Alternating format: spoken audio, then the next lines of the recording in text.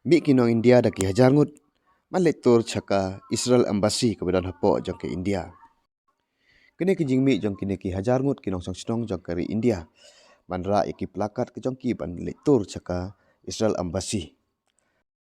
Kejing tubu jong kene ki hajar ngut kinong song jong kari India.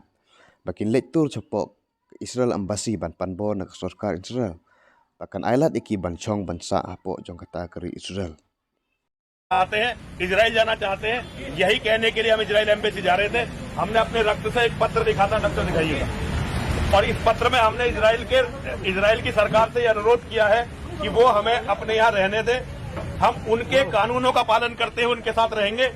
जब युद्ध का समय होगा हम उनके साथ लड़ेंगे, और जब युद्ध का समय नहीं होगा तब हम इजराइल के विकास में योगदान देंगे।